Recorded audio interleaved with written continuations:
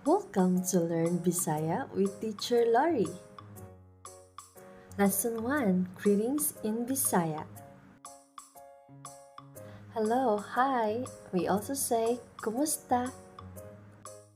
How are you? Kumusta ka? Kumusta mo? I'm fine, thank you. Maayo ra ko, salamat. Okay ra ko, salamat. Good morning, maayong buntag. Good afternoon, maayong hapon, maayong udto. Good evening, maayong gabi. Goodbye, see you, bye-bye, kita tapuhon. Practice these greetings today. Comment your favorite Bisaya greeting below. And don't forget to like and subscribe.